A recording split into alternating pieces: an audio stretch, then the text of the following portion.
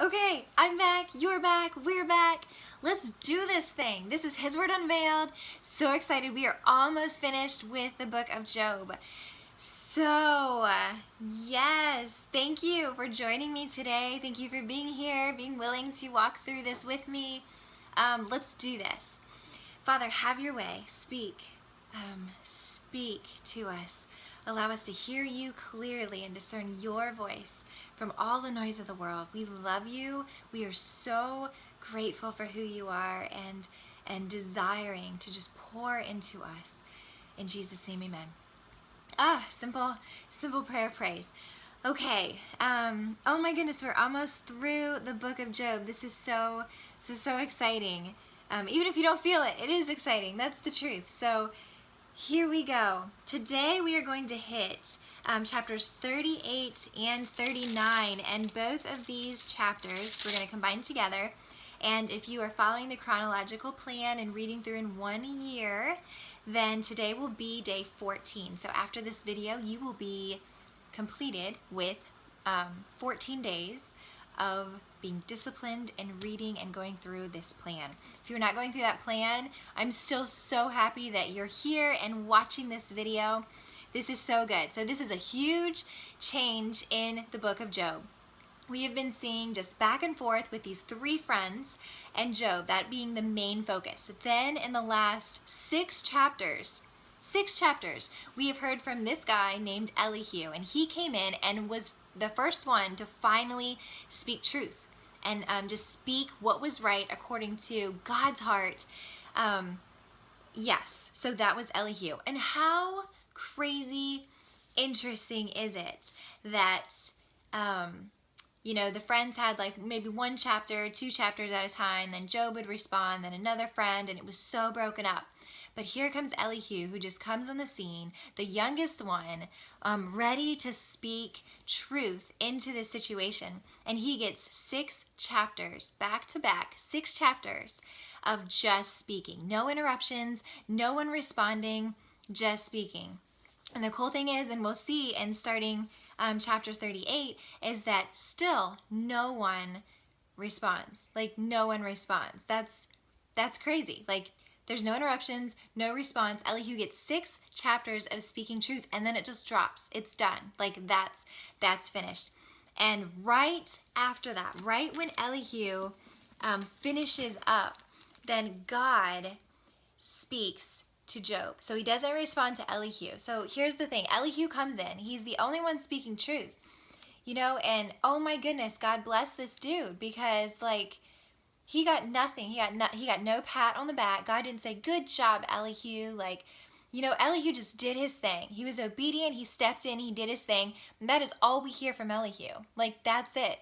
His part, his role is completed. But 6 chapters of that, which is so cool. Like, totally just thinking of that. The whole 6 days and the 7th day of rest. Like, he gets 6 chapters, and now it's his time to rest. He did his thing in obedience and speaking for God. That's so cool. Like, Father, just thank you, Lord. Like, so cool. So here we are. So in that 7th chapter, chapter 38, but after those 6 chapters, then God comes in and speaks. Yes, Lord. Yes, Lord. Okay. So, yes, and God comes in and doesn't respond to Job, or doesn't respond to Elihu, gives him no even confirmation. It's just, it was over and done with. So 38 then, it starts off like this. Then the Lord answered Job out of the whirlwind and said, "Who is this that darkens counsel by words without knowledge?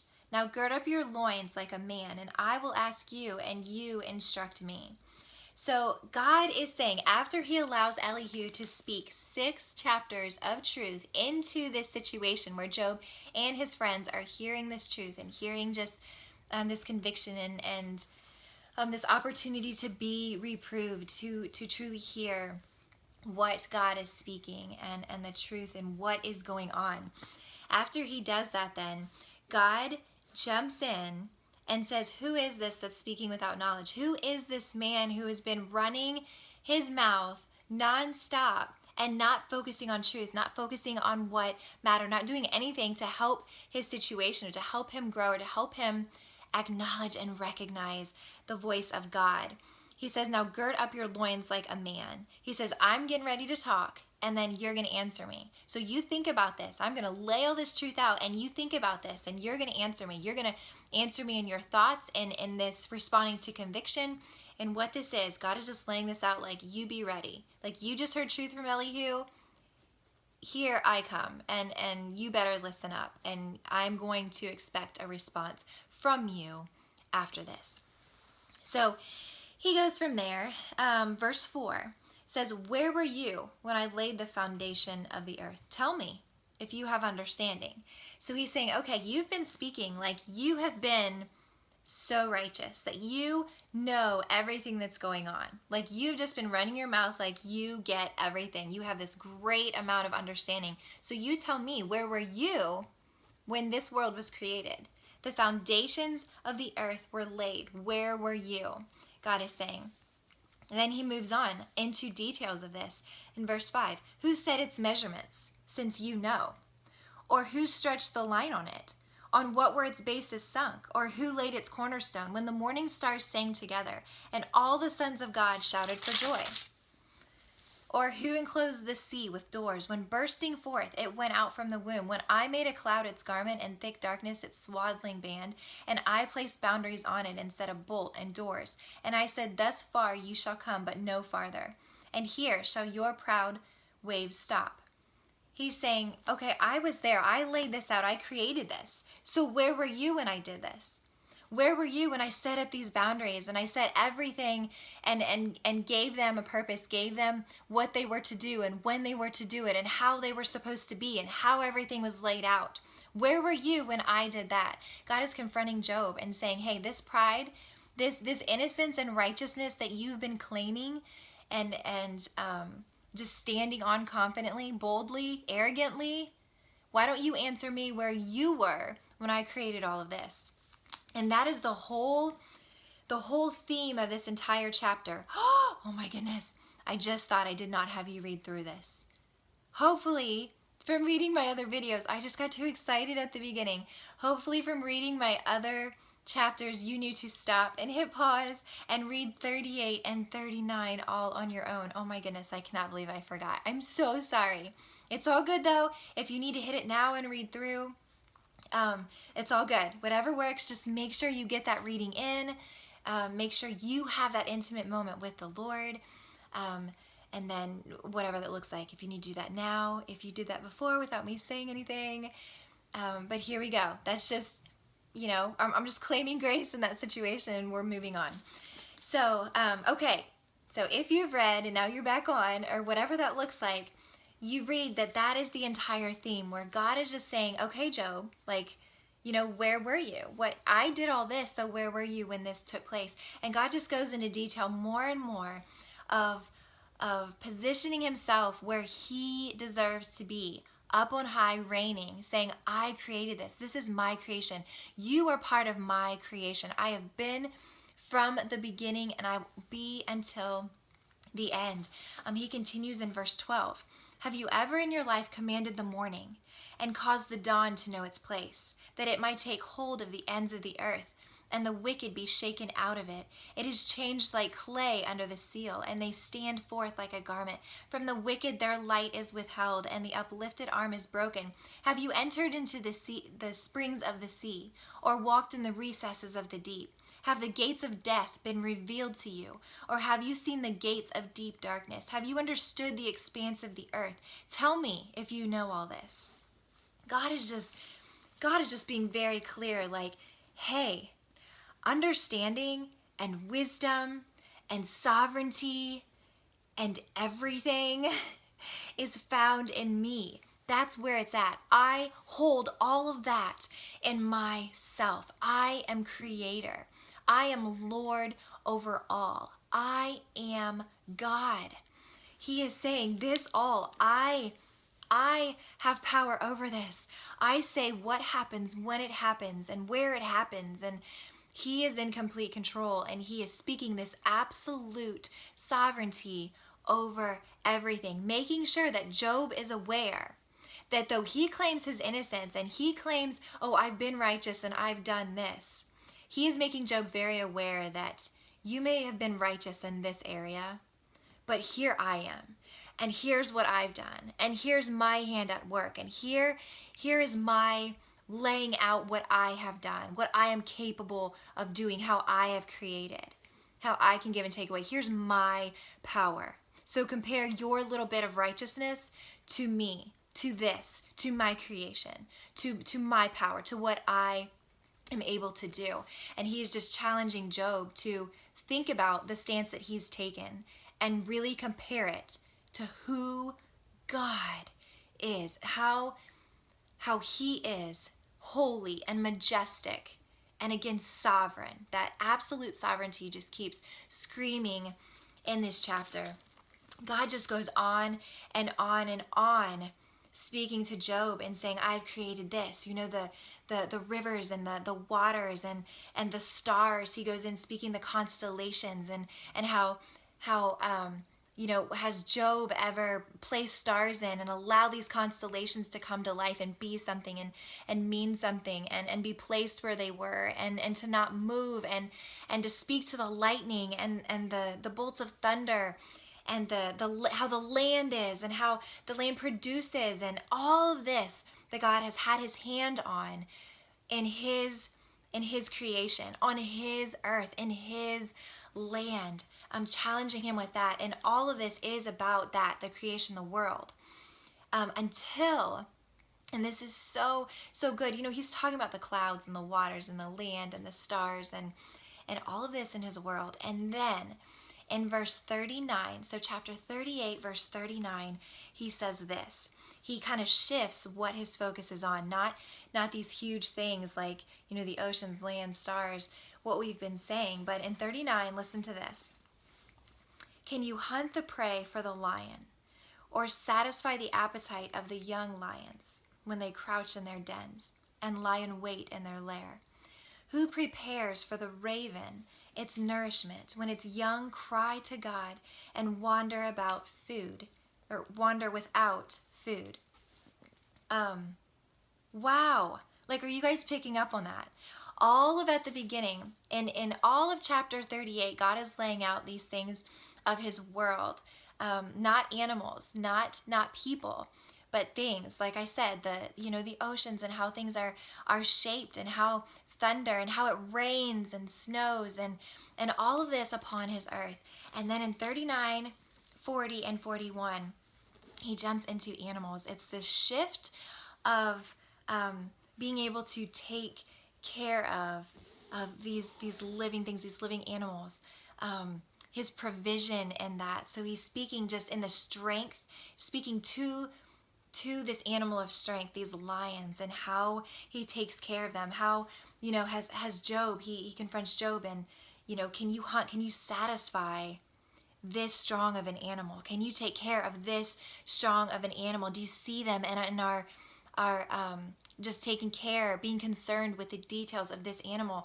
And then he goes into talking about the raven, just a bird. He's talking about a bird and who prepares for the raven its nourishment when its young cry to God and wander about without food. So chapter 38 ends with such intimate provision. He's talking about these big things in his creation, these large things, the entirety, the completeness of how he has surrounded it and wrapped it together as a whole. And then he comes in and speaks of this intimate provision with these animals and taking care of the smallest details of these animals and providing nourishment and looking out for them and tending to them when it's young cry to God and wander without food, that he provides the nourishment, that intimate provision that God does. And reminding Job through this whole chapter, saying, I know what I'm doing. Like, I know what I'm doing. Be still and trust me. If I can take care of all this, if I can handle all of this, control all of this, provide for all of this, then I can provide for you, Job. I can provide for you because that's who I am. I am your God. So we are going to move on to chapter 39. I'm so sorry that I forgot about that. I was not specific at the beginning. So if you only read through 38, then go ahead and hit pause again. Oh my goodness, I'm making this all over. Read through 39, and we will finish up with 39. We will discuss this.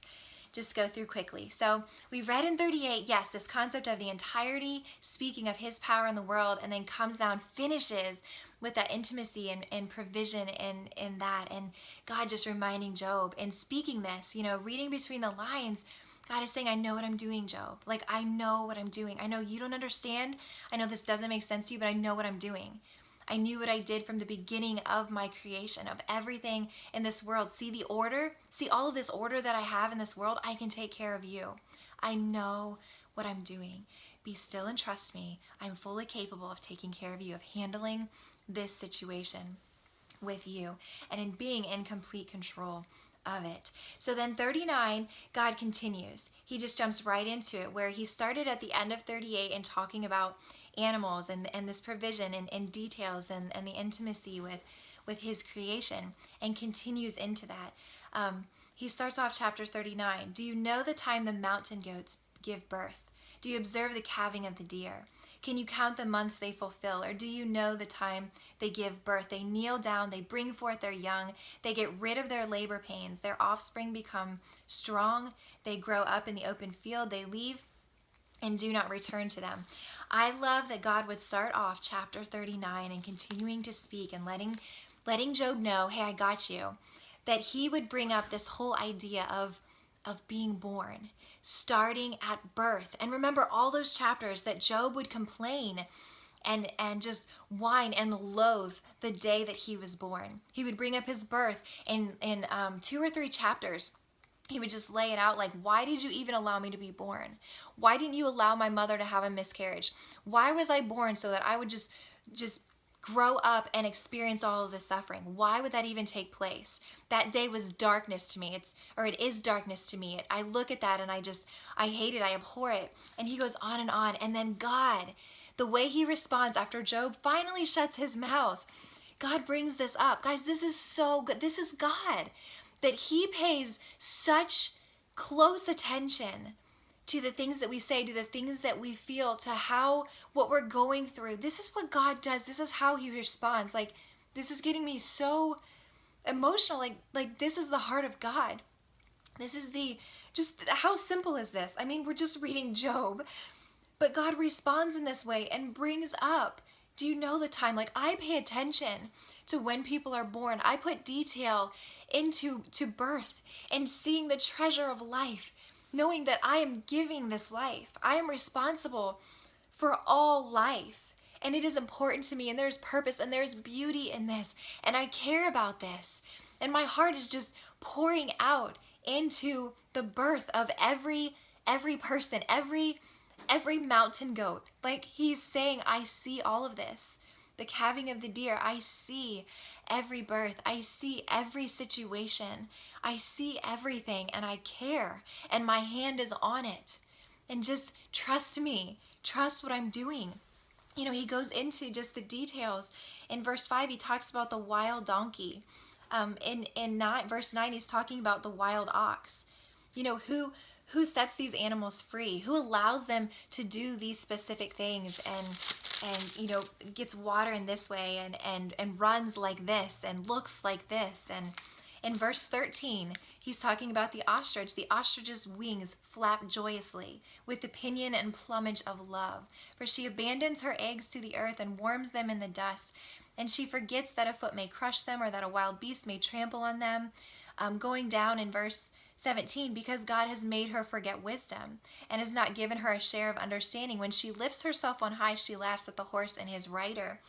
God is just saying, though things don't make sense, the fact that the ostrich just forgets her young, like, God creates everything to do a certain thing in a certain way. God has done this and has put great thought into everything, into all of his creation, into everything that we were created to do, and every way that we respond, and everything that our trigger points, the things that make us upset, the things that make us happy, the things that make us come alive, the things that make us sad, the things that may cause fear. God has shaped us all in a specific, purposeful way so that we can ultimately be drawn to who he is, to find that connection with and in him. In 19, he goes into talking about the horse and the way that the horse is mighty and its snorting is terrible, the way it paws in the valley and rejoices in his strength. It goes out to meet the weapons. He laughs at fear and is not dismayed. How horses are used in war, just the specifics of how God created, and just throwing out these animals that he's speaking of. In verse 26, is it by your understanding that the hawk soars, stretching its wings toward the south? Is it at your command that the eagle mounts up and makes his nest on high? He's saying, Job, I have created all of these animals, and they know what to do. I've put that within them. They know what to do because I have placed that purpose within them. He is relaying to Job, there is purpose in everything. I am your creator. I am your creator. And in this time of suffering, everything that you're going through and dealing with, there's purpose in this. And I need you to see this purpose. I need you to see my goodness. I need you to see me pouring out upon you these opportunities of growth, these opportunities to see me and to be pulled in deeper to me. Stop complaining. Stop being prideful. Stop defending yourself and let me be to you who I am. Let this relationship happen how I created it to be. That we are to be aware and acknowledging how God is drawing us in and has placed purpose in our lives. Though he loves us all the same, he loves us uniquely. And he has created us all uniquely. We are our own. We are our own people. There is not another Melissa Music out there that was created just like me. There is not another one just like you. Yet God has created us all with the same overall purpose.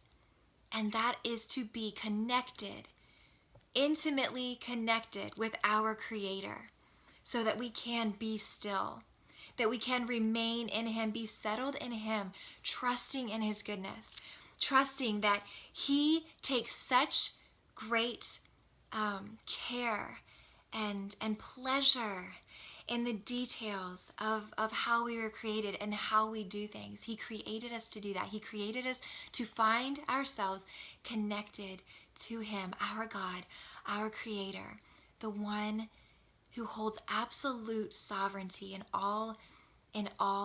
everything, in every situation.